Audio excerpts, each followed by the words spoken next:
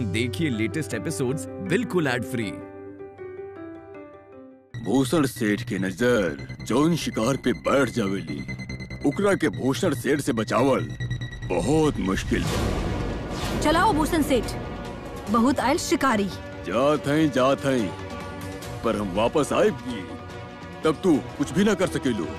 तू ई ना सोचा कि भूषण सेठ अकेला बा, तोरा मालूम ही नहीं खे कि हमार पीछे केकर हाथ बा। तोहार पीछे? ऐसन कौन बंदा तोहार पीछे खड़ा बा जे तू खड़ा खड़ा छलांग लगा रहल बड़ा? छलांग तो हम जितना चाहे उतना मार सके नहीं गीत, लेकिन तोरा मालूम नहीं खे शहर में उनका नाम चलेला और सरकारी जगह पे रोजाना हाजिरी लगेली। अच्छा जी, तो वो इतना बड़ बंदा के तू ही मिलल रहला भूषण सेठ? हीरा के बरक खाली जौहरी के होखेला, वो हमरा के पहचान ले बाड़े। ए हीरा के पहचान ले बाड़े गीत, और हमरे कहे से वो पानी के जैसन पैसा बहा दी। तुहार तब पता भी न लगी कि तुहार का हाल भाई। तोहार पैसा तोके मुबारक भूषण सेठ। जब तोरा साथ सारा हिसाब किताब खत्म हो गइल बा तो फिर हमनी के कैसन डर बा तोहार पैसा से? डरा गीत डरा, डराए के तो तोरा के चाहे गीत, काहे कि उनकरा के नजर तोहरा पे बा। वो तोरा के बर्बाद करे खातिर, तुहार घर के एक एक ईंट के नीलाम करे खातिर वो हमरा से बात कैले हैं। ई तो तू भी सोच ले रहा ना, देख ले रहा ना ऐसा सपना? हो गई पूरा? ना भइल पूरा। चला तू फिर देख ला सपना, घर जाके सूत जा, हमने के सिर मत खा। हम तुहार सिर न खा रहा है गीत, तोरा के होशियार कर रहा है। ये मामला के बीच में तू जान भी ना पैबू कि कहाँ चल गई लो। बहुत उछल रहल बाड़ा ना तू नया मालिक की वजह से। जरा हमके भी तो बतावा, के बा उ लोग जो तुहार पीठ पीछे खड़ा है, जिनकर पीछे तू आसमान के छू रहल बा? आसमान थामे के हिम्मत बा ओकरा में। नाम तो सुन ले हो बुना, जेके मेरा परिवार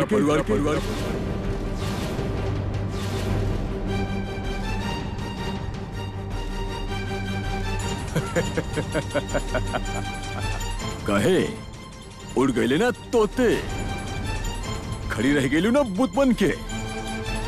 देखा रे, जेकर बक बक बंद होके के नाम ही ना लेत रहे, आजू बुत बनकर खड़ल भी। चाचा जी, आज तो शाम के आपसे पार्टी लेवे के हा। का हमरा कोनो बेटा भाईल बा? काहे के पार्टी मांगता रहा? हवा में उड़त भइल आज एक चिड़िया टपक से जमीन पे गिर गई, और गिरल भइल से केहू भी कुछ पूछले भी ना। केकर बात करता रहा रोकी? गीत ढोली के चाचा जी, गीत ढोली के। आज वो घर से बेघर हो जाई, उकर सर से छत चल जाई। भूषण सेठ ता वहाँ पे पहुँच भी गई होगी, और वो ता अपन काम शुरू भी कर दिहल होई।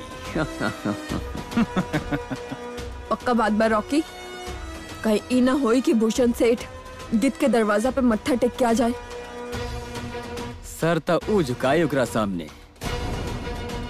वैसे भी जैसे ओकर काम पूरा हो जाई ना, वो हमरा के फोन कर ही दी। हाँ, फोन आवे वाला ही होगी। आज तक काम होके ही रही। एक तरफ हुई वो गीत ढोली और दूसरी तरफ भूषण सेठ के गोली। हाँ जी बुआ जी, गीत ढोली उनकर सामना ही ना कर पाई। फिर तो हमके एक खबर ना मम्मी जी के भी सुनाई के चाहिए। गहना वापस लेके हमार बेइज्जती कर ले रहनी ना, स्वाद आ जाए उनके बता के। सब हम बड़ी अली गीत के घर के बहू बनाई वाली।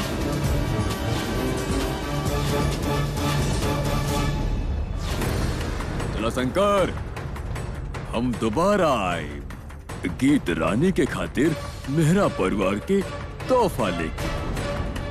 चलो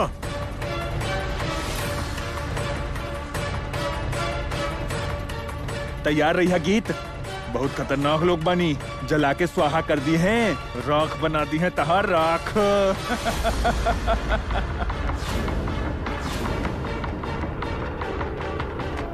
गीत उकरा के जायदा कहाँ से आयल तोहर मांग में सिंदूर?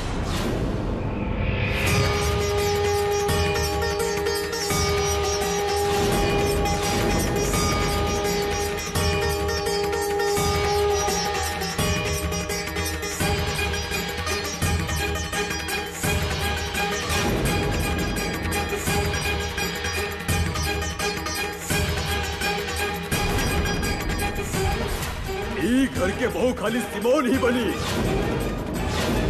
खाली वही मेरा हाउस में रही।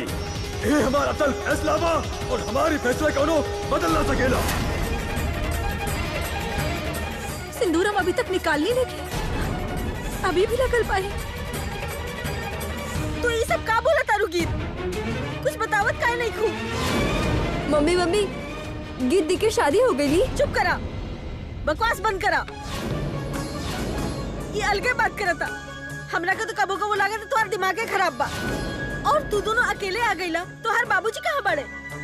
उस टेम्पो के टायर पंक्चर हो गए रहे, हम और दीदी भाग के आयल रहनी। पापा जी आ जाइए। कोनो बात नहीं खे। गीत तू सिंदूर वाली बात बतावा, कहाँ से आयल तोहर मांग में सिंदूर? ना मम्मी, हम हार गए हैं, हार गए मम्मी जी। हम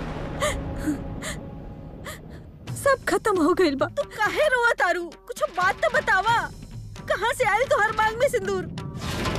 कुछ बतावे पूछे वाला कोनो बात ही नहीं खेबा, बात ही नहीं के रहल मम्मी जी। का बोला तारू गीत? सीधी तरह कोनो बात बताइबू?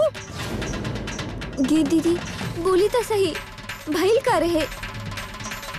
क्या बोला की?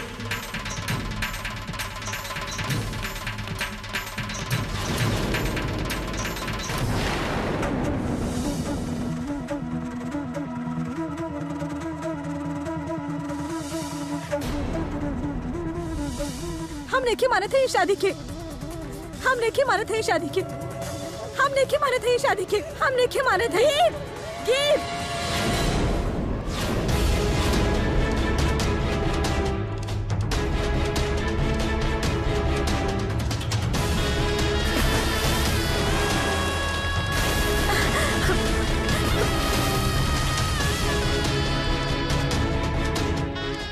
ना, गीत ऐसा ना करा। रहे ना बेटी, रुका बेटी। मम्मी जी हमके छोड़ दिया। अगर सुहागन ऐसा अपन सिंदूर धोवेली तो उनकरा के सुहाग पर मुसीबत आ जाली। तू ऐसा ना करा बेटी। कैसे सुहाग मम्मी? जकरा बारे में हमारे से केहू कुछ पूछले तक ना कि हम शादी करे के चाहत रहने की ना। ऐजे लेकिन के मर्जी के पूछेला? अब जे होए के रहे सो हो गई। ऐसे कैसे न हो गई मम्मी जी? हमरा से केहू पूछलक तक ना कि हम का चाहत हैं का ना। उत्तर साहब जी के आंख में हमरा खातिर प्यार रहे और बाकी घर वालन की नजर में हमरा खातिर नफरत रहे। प्यार तो करते होई तोहरा के, तब तो सबके सामने तोहर मांग में सिंदूर भर देलस। पर अकेले साहब जी के आंख में हमरा खातिर प्यार रहे।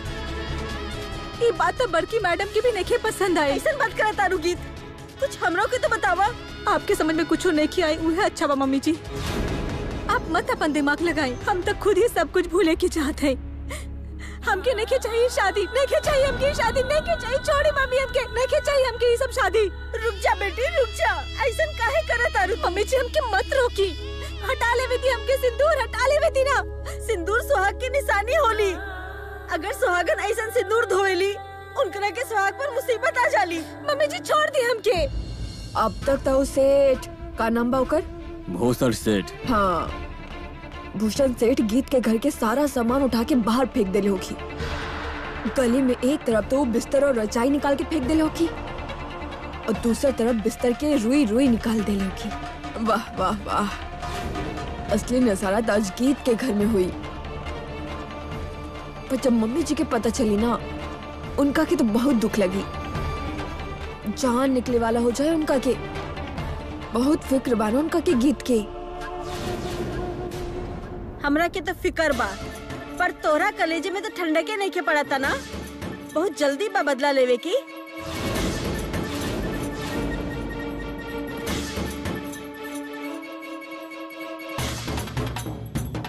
बदला तो ले ही लेहल हो कि भूषण सेठ अभी तक गीत के घर पे कब्जा करके। पर आप ये सोचे ना, अब वो बेचारी गीत के घर वाले रात कहाँ गुजारी। सिर पे छत ना ऊपर वाला ही सबके देवेला कम्मो। का पता तोहार ई सपना पूरा हो पाई के ना। का पता गीत के ऊ घर से निकाले ना पाए तोहार भूषण सेठ। भूषण सेठ तो अपन काम कर दिया लोकी दादी माँ, ओकरा के केहू भी ना रोक सकेला। अपन अपन सोच बा बेटा। तोहरा के लागता कि भूषण सेठ के केहू ना रोक सकेला और हमरा के लागता कि गीत के केहू ना रोक सकेला। वहम के कोनो इलाज ना होला शकुंतला मेहरा। जेके मेहरा के कहर के आंधी गीत ढोली के सूखा पत्ता के जैसे उड़ा के ले जाई। आंधी के तो हमेशा ऐसा लागेला कि उस सब कुछ बर्बाद कर दी है, लेकिन आंधियन के साथ नए बीज भी उड़ के नई जगह जावेले। और जंगल उड़ाए वाली आंधी के इहो न पता लागेला कि नया जंगल कैसे बन जाला। तू चाहे जौन मर्जी समझ लू, पर आज की ई आंधी गीत ढोली के जड़ से उखाड़ के ले जाई। आज के रात गीत ढोली के पूरा परिवार सड़क पे आ जाई। तू हमरा से शर्त लगा ला, बतावा कितना कितना के लगावे के बाद शर्त। ठीक बा, अगर इहे बात बा तो लागल शर्त, पर हम शर्त रुपया पैसा से ना लगाई। शर्त ई बा, अगर तू हार गईला तो तू हमरा के आँख ना दिखाईबा, और अगर हम हार गईनी तो हम तोरा सामने कबो ना आए। ठीक बा ना?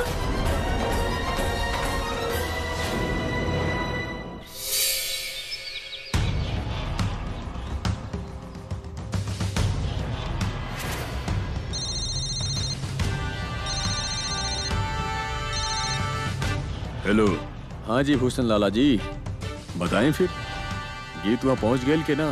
पहुँच गए जनाब। वो तो ठीक बा, लेकिन आपके कर्ज के का भइल? गीत तोरा के पैसा देली या तो ओकर घर पे कब्जा कर लेला? कैसे कब्जा करी जी? वो सारा कर्जा दे देली, फिर कैसे ओकर घर अपन कब्जा में करी? वाह भूषण लाला जी वाह, हम तो तोरा के बहुत ही काम के आदमी समझत रहनी, लेकिन तू बिल्कुल ही निकम्मा निकल गईला। कौनो काम करने के बाद तू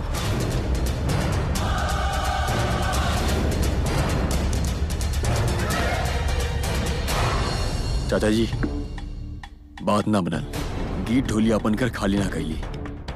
देख लेला ना जेके बेटा, हम ऐसे ना इतना भरोसा करेनी गीत के ऊपर। वो हमार भरोसा ना तोड़लस, पर तोहार अहंकार जरूर तोड़ देलस। हार गईला तू शर्त, पर आज भी तोहार आँख में शर्म नहीं दिखाई देत हमरा के। नहीं तो कम से कम तू आपन नजर तो नीचे करके खड़ा हो आपन माई के सामने।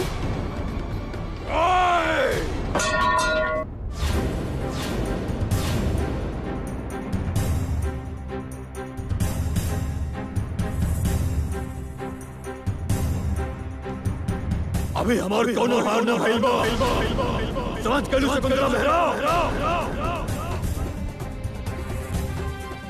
रॉकी, भूषण लाला का भी फोन लगावा।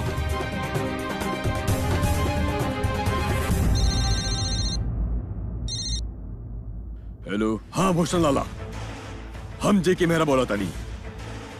एक बात हमार ध्यान से सुना, गीत के तू तो न रोक पहले, वो तो अपन गांव वापस पहुंच गई बिया, और हमार लड़का मल्हार वो लड़की के पीछे पीछे उकर गांव पहुंचे वाला बा।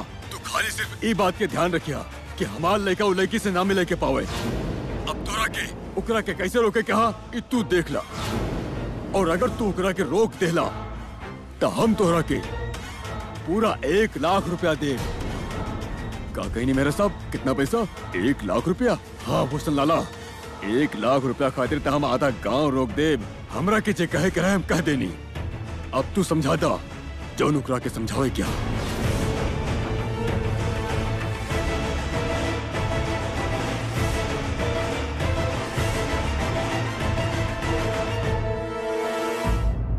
लेकिन ये मल्हार के बाड़ा? मल्हार मेहरा परिवार के बिटुआ बाड़ा, ई घर के वारिस। वो तो ठीक बा, लेकिन ओकर पहचान वो देखे में कैसन लागेला? 1 मिनट होल्ड करी।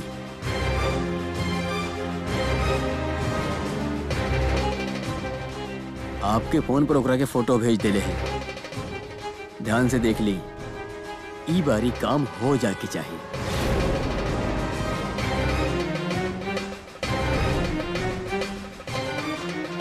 लागत तुहार मल्हार पहुंच गई बड़ा। अब फोन रखी, हम इकरा के रोकत हैं।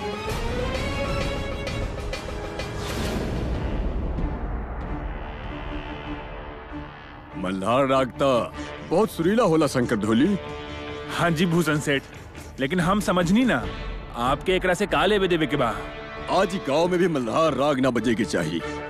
यहाँ आज खाली भूषण नाम के धूप निकले के चाहिए। हम कुछ समझनी ना। समझे के का बा? बात बहुत सीधी बा।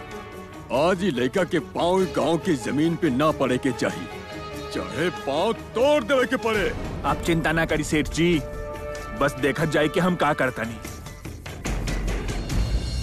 भूषण शेर के तो फोन भी ना लग रहा बा। पता ना वो कहाँ जाके बैठल बाड़ा, घंटी ही न जा रहल बिया। रॉकी तो केकरा से बात करत बाड़े? के? अच्छा सिमोन, का पूछल बाड़ू तू? हमें कहत रहनी कि तू केकरा से बात करत रहले रॉकी? हम इस समय वो फोन करे जा रहा है जौन तोरा खातिर बहुत जरूरी बा। वो आदमी के फोन कर रहा है हम जौन तोहर रास्ता के सारा कांटा उठाई। हमारे राह में कांटा? तू केकर बात करत बाड़े? कांटा ना, एक बहुत बड़ कांटा, ऐसन कांटा जेकर पीछे मल्हार सब कुछ छोड़ छाड़ के उकर गांव में चल गए। मल्हार वहाँ चलता गए, लेकिन हम एगो चीज के प्रबंध कर रहा है कि वो गीत के पास ना पहुंचे। वो तो ठीक बा रॉकी, पर याद रखिया मल्हार के कुछ ना होके के चाहिए। तू चिंता ना कर सिमोन, ओकरा के कुछ ना होई। तू डरा ना सिमोन, मल्हार के केहू कुछ ना कही। कुछ ना होई मल्हार के। जेके मेहरा के रहते कौनो खतरा भी मल्हार के आसपास ना आ सकेला। इतना खाली हम तोहर पापा से कईल वादा निभावता नहीं, और वो वादा के निभावे खातिर अगर हमरा गीत ढोली के घर में आग भी लगवाओ के पड़ गए तो हम वो भी लगवा दे। गीत के घर में आग? हाँ सिमोन, हम आज गांव के अंदर से गीत ढोली को उखाड़ के फेंक दे, उकर घर पर सब कुछ बर्बाद कर दे।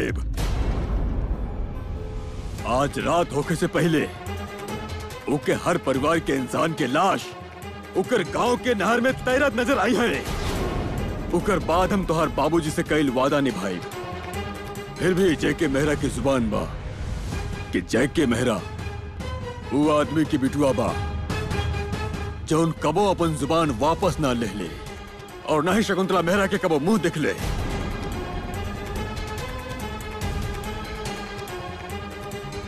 रुकी जेके साहब, कहाँ जाता नहीं?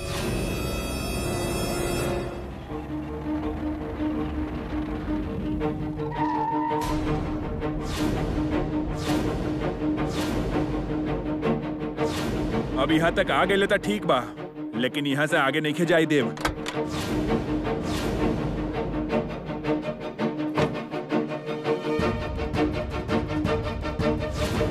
नहीं खे जाई देव? What do you mean? और ऐसे ही आप लोग हमारा रास्ता काहे रोकता नहीं? अगर इसे आगे बढ़ला ना तो जीना भी हराम कर दे हफ्ता हार। बड़ा तेज बना तारा ना सहरी बाबू। एक गांव के लड़की से आंख में टक्का करे में तारा के शर्म नहीं क्या होता? तारा के इतना हिम्मत कैसे भाई? What nonsense? आंख में टक्का, whatever you say. हम तो ऐसा कुछ ना कहीं नहीं। और जे लड़की के बारे में आप बात करता नहीं, she is my wife. हमार वाइफ बिया। वाइफ मतलब पत्नी, कोई ना। हम तारा के बतावता नहीं। चला इनका के मजा चखावता नहीं।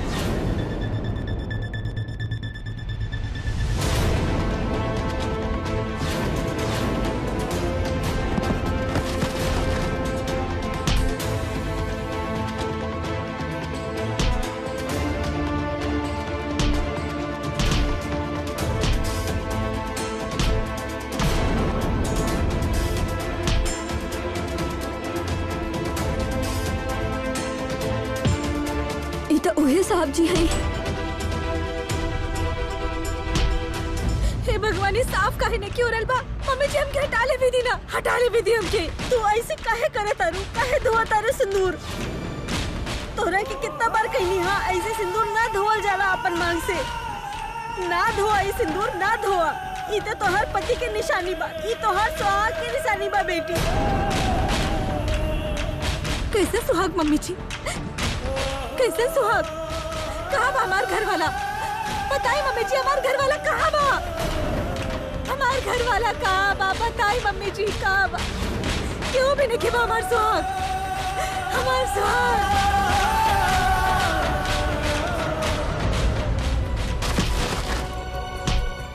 आपके याद बा हम आपके एक बार कहले रहनी कि आप ऐसा कुछ न करिहा कि जौना बात से ई उम्र में मम्मी जी का दिल दुखे। जब हम आपके ऐसा बात सुनत है ना जसलीन जी, ओकरा से हमरा के बिल्कुल भी पता न चलेला कि तू कौन तरफ पड़ू। तू कहे के का चाहेलू जसलीन जी? जब हमार साथ ही ना देवे के हा तो हमरे पास खड़ी सिमोन के भी देखला। तुहार होखे वाली बहू तुहार सामने खड़ल बिया जसलीन जी, और आप होकर सामने खड़ा होकर भी ऐसा बात कर रहल बाड़ू।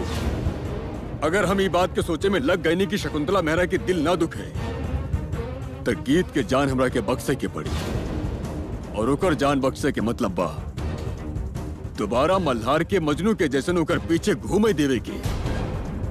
तोरा का लागेला हमरा के ओकरा के दोबारा मौका देवे के चाहिए?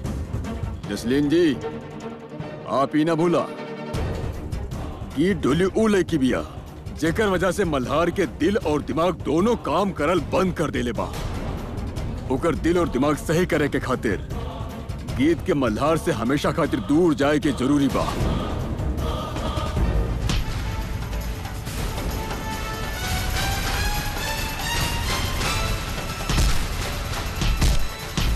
गीत दीदी का हो गई? तो ऐसा भागत भागत काहे आवता? उनका के मारत है के केकरा के पीट रहल बा? सांस लेला और फिर बतावा। ओ साहब जी के मारत है जो तहार मांग में सिंदूर भरले रहे। जसलीन जी आप ये ना भूली कि गीत ढोली ऊ लड़की बिया जेकरे खातिर मल्हार के दिल और दिमाग दोनों काम करल बंद कर देले हैं। तो ओकर दिल और दिमाग सही करे के खातिर गीत और मल्हार के एक दूसरे से हमेशा दूर जाए के बहुत जरूरी बा। जी के साहब पहले तो हम आपके ई बात पे कभो भी गौर न कैनी, पर आज हमरा के आपसे एगो बात कहे के, एक गलती की सुधारे के खातिर दूसर गलती करे के कहाँ से अच्छा बा। देखिए ये दूसरा गलती आपके महंगा ना पड़ जाए।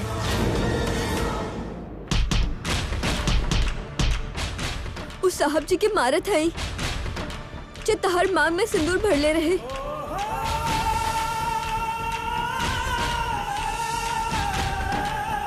तोरा के कहले रही ना हम, पड़ गई ना तुहार सुहाग खतरा में। वो लोग कौन बंदा है टीटू? भूषण सेठ, शंकर ढोली और ओकर साथ और भी लोग हैं, सब मिल के मारत है। चला टीटू हमनी के साथ चला।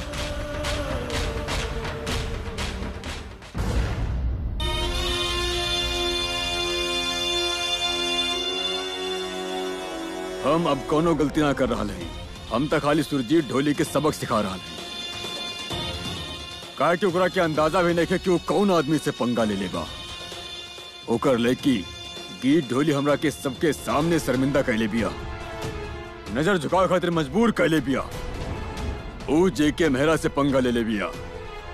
अगर गीत ढोली मल्हार के पीछा आज भी ना छोड़ी था, और अगर मल्हार वापस ना आइल था,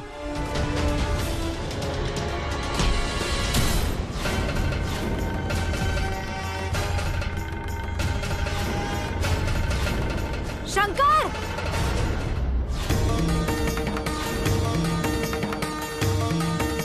हमार हाथ छोड़ा शंकर! हमार संकट ढोली से हाथ छुड़ा ले बा, वो भी ये शहरी बाबू के खातिर। आज तू अपन हाथ पूरा गांव वालन के सामने पकड़वा ही लेला हमरा से। कौनो बात ना, आज हम भी पूरा गांव वालन के सामने करब जे करे के बा।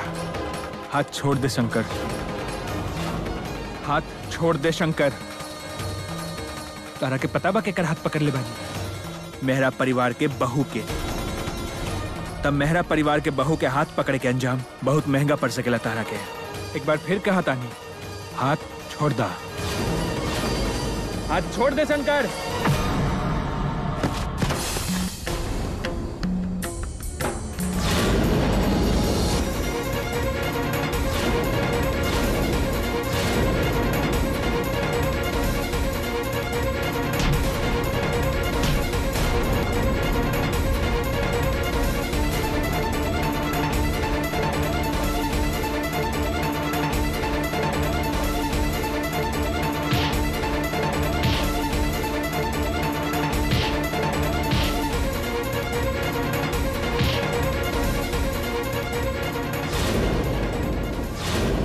मारी साहब जी, और मारी। ये सब लोग पीटे के लायक ही हैं।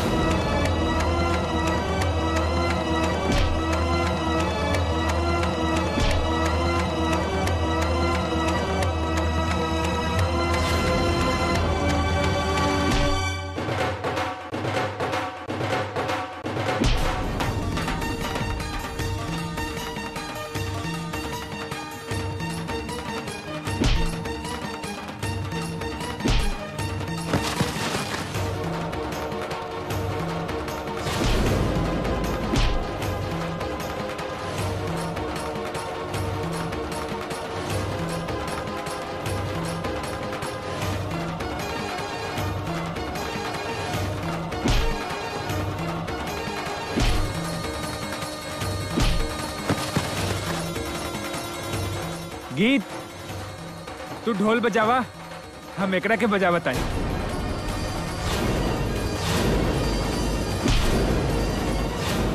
ले मम्मी जी, मुंह खोली।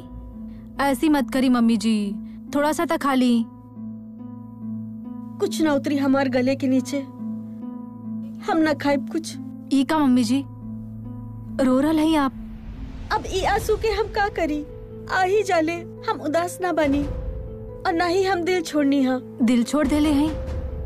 ई का कारल बानी आप मम्मी जी? गीत, हमरा के तो पहले पता रहे। हमरा के लागत है जेके गीत के इतना जल्दी ना छोड़ी। पता चलल बा कि जोन गुंडा लोग वहाँ पे कब्जा करे खातिर आयल रहे, वो लोग वहाँ पे कुछ भी नहीं कर पाए। उनकरा के ऐसे ही करे के चाहत रहे, वो कुछ गलत न कैलस। हा, हमरा के तब पहले ही ओकरा से इहे आस रहे। फिर आपके आँख में आंसू काहे बा मम्मी जी? ओकर घर तक बच गइल ना। और साथ ही आप तक कहते हैं कि गीत बहुत ही बहादुर है। बहादुर तो उ बा, लेकिन अकेली बा। पता ना वो अकेली जेके के सामना कर सकी कि ना। कुछो नहीं की होई गीत के भाई। जेके मेहरा यहाँ के बहुत बड़ बिजनेसमैन है, बहुत सख्त है ना वो। लेकिन जिनकरा के साथ वो पंगा ले है ना, वो उनकरा से भी सख्त है। गीत ढोली ना भाई जी के बराबर के टक्कर देले बाड़ी मम्मी जी। बात तो तोहार ठीक बा बेटी, लेकिन फिर भी बाड़ू तो अकेली लड़की है ना। आप ये सोची मम्मी जी, अभी तक वो अकेली लड़की काका कैले बाड़ी। ये बात तो तोहार सही बा। जितना दिन एजा रहल, केहू के बात ना सुनलू। केहू के बात नहीं के सुन ली और अपन हर बात पूरा करके गइल बाड़ी। ना तो मेरा हाउस ने पूरा जोर लगा ले रहे ओकरा के घर से बाहर निकाले खातिर। याद बा ना, तानिया तो का ढोल भी फाड़ देले रहली। पर हाँ, वो तो अपन ढोल भी ठीक कर लेलस रहे। और ठीक भी अपन हाथ से वो केले रहली अपन ढोल। ढोली के लड़की बाड़ी, ढोल तो बनावा आवते होई ना ओकरा के। फिर भी कलाकार बाड़ी। लेकिन मेहरा हाउस में जौन सबसे बड़ कलाकारी दिखा के गइल बाड़ी, वो तो भूल गई नी मम्मी जी। कौन सी कलाकारी की बात करत तारू बेटी? यहाँ के बहुत बड़ बिजनेसमैन जेके मेहरा के ओकर माँ के पैर छुआवे के कलाकारी। याद बा ना, इतना दिन के बाद गीत कैसे आपके पैर के छुएली भाई से, है ना? हाँ, हमरा के तो इहो नहीं खे याद क्यों पहले भी कबो हमार पैर छुलस है कि ना। बस फिर आप अभी भी फिक्र मत करी। भाई के भी ई बार पता बा कि वो केकरा साथ ई बार पंगा ले हैं। वो सारा दुनिया के आपन इशारा पे नचैले, लेकिन वो जानत नहीं की है कि गीत ढोली ओकर इशारा पे नेखे नाची। गीत ढोली के कुछ भी नेखे बिगाड़ सकेले हो। अर्शी!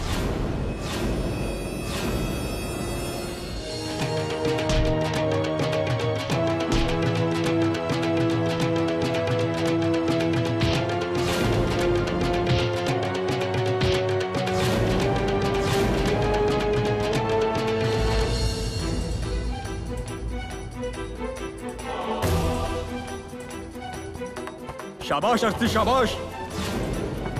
हमरा पीठ पीछे बैठ के मेहरा हाउस में तू हमार बुरा सोच रहा बाड़ू। हाँ, हमरा कहता ई बात के भी यकीन ना होता कि तू मेरा हाउस में हमार अपन सगा छोट बहन शकुंतला मेहरा के सामने बैठ के गीत ढोली के गुणगान कर रहा बाड़ू। ना भाई साहब, बस अर्शी बस। अब तू कुछ ना बोला, तू बहुत बोल चुकल बाड़ू और हम सुन भी ले रहे हैं। अब हम कहा हम बोला और तोरा के सुने के पड़ी वो सच जौन शायद तोरा के भी बहुत बुरा लागी और शकुंतला मेहरा के उससे भी ज्यादा बुरा लागी। बोला बेटा बोला, हमो तो सुनी कि कौन से बात करके डरावत आ रहा तू आपन माँ के। सुना सुना, शौक से सुना। अगर वो गीत ढोली मल्हार के अपन गांव से बेरंग लिफाफा में ना भेजले बिया तो हम वो गीत ढोली के समाधि उकरा के गांव में ही बना दे। हम उकरा के ऐसन दर्दनाक मौत देव कि उकर घर वालन के उकर लाश भी देखे के नसीब न होई। फिर ना तो कहीं गीत ढोली मिली और ना ही उकर मनहूस ढोल।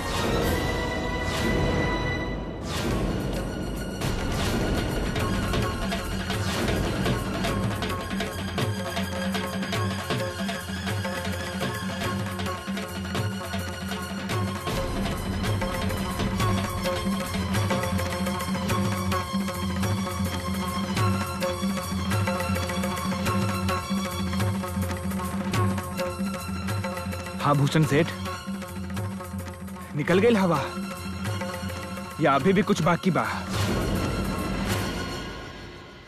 हाँ भूषण सेठ, निकल गई ना हवा तोहार। अब नहीं करिए साहब जी। कोनो बात नहीं की, हमार 4 लइकन के मार के अपन आप की बाहुबली समझे ले। हाँ, गीत के तब मरे के ही हा और ये तोरा के भी यहाँ पर मरे खातिर बुला ले बिया।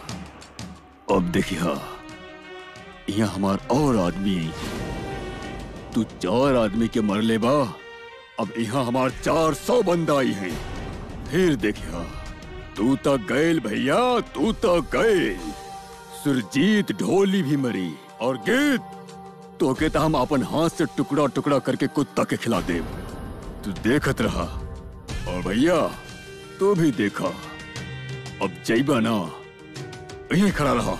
और जा जा भूषण सेठ, लेके आवा जौन 400 बंदा लेके आवे के बा, उनकरा के भी देख ले हमनी। ठीक है फिर देखिया, अब तोरा के मालूम हो जाई कि भूषण सेठ से पंगा लेवे के हश्र का हो खेला। अगिया ना, यही रहा दोनों लोग। फिर तोरा के मालूम होई कि भूषण सेठ से पंगा लेवे के का हश्र हो खेला।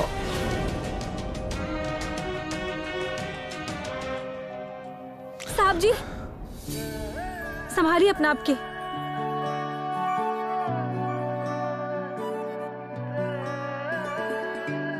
तू हमरा के संभाल ले लू गीत। एक मिनट मुंह तो ऊपर करा।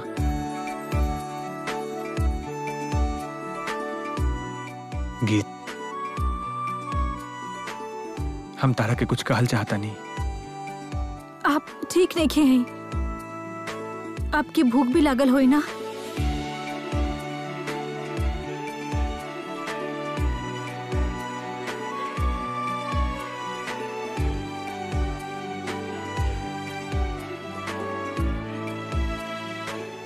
आप चलिए हमारे साथ।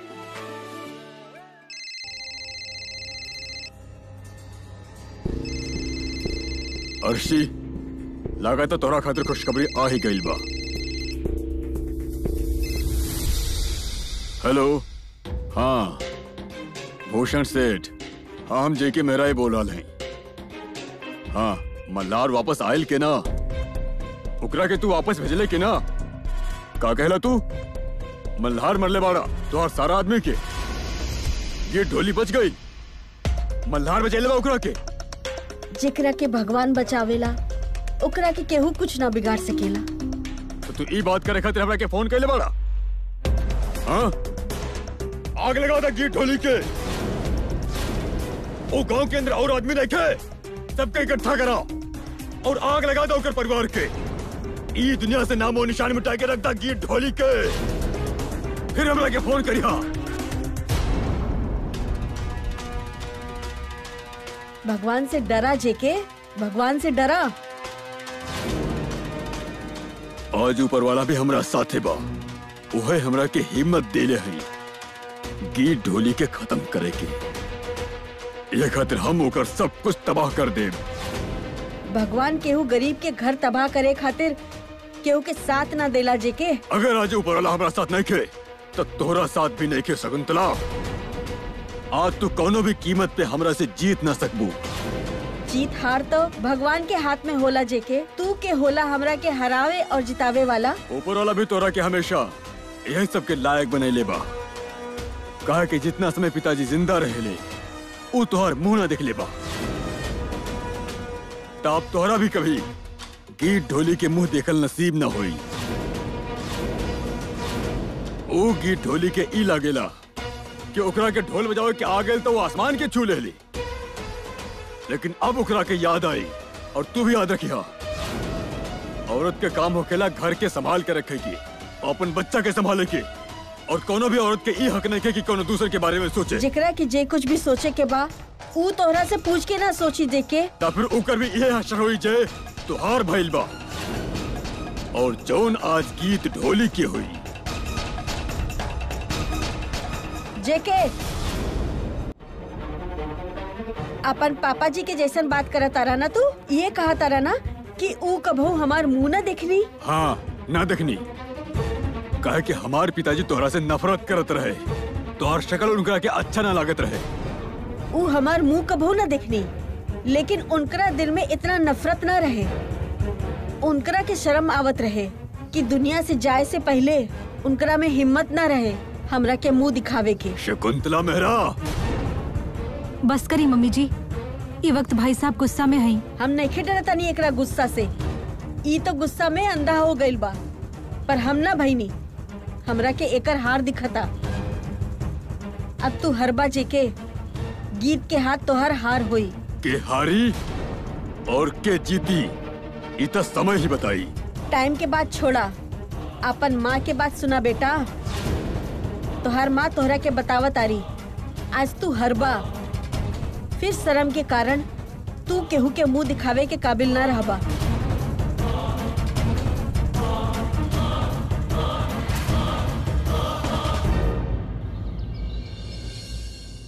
हाँ मल्हार, कहाँ बा बेटा तू अभी तक घर वापस ना आइला? तोहर मम्मी, हम, बाकी घर वाला सब परेशान हो रहा बाड़े। आज हमार इतना फिक्र काहे हो रहा बाबूजी? 2 दिन पहले आपके जवान बेटी घर से बाहर गई रहे ना। तू ये तो बतावा कि तू कहाँ पर? हमरा बात तक करे दी बाबूजी। आपके शायद पता ना होई कि आपके बेटी तान्या मम्मी के सामने एगो लड़का के हाथ पकड़ के घर से बाहर गई रहे। तब मम्मी के पूछे से वो कहलस कि वो ओकरा के प्यार करता नहीं। फिर ओकरा तक केहू कुछ ना कहलस। हाँ, तब फिर ओकरा से काहे ना सवाल पूछल गई। तू तो हमार सवाल के जवाब देवे के बजाय उल्टा हमरे से सवाल कर रहल बड़ा। अब तोहर इतना बड़ हिम्मत हो गइल बा? सवाल ना पूछता नहीं बाबूजी, हम तो बस ही सोचे के कोशिश करता नहीं कि ओकरा से केहू सवाल काहे ना पूछलस। अच्छा, का सोचला फिर? जरा हमरा के भी तो मालूम होए। यह कि आकाश के फैमिली के बहुत नाम बा। ओकर फादर आपके जैसन ही एगो बहुत बड़ बिजनेसमैन बानी। उनका इस शहर में रुतबा बा, इज्जत बा। इहे से तान्या के एगो लड़का के साथ बाहर जाए में आपके कौनो प्रॉब्लम ना भइल। पर गीत एगो ढोली के लड़की बिया। तो अभी तो हम ओकरा पास बानी। तो अगर हम रात में यहाँ रुक गई नहीं तो बहुत गलत हो जाए ना।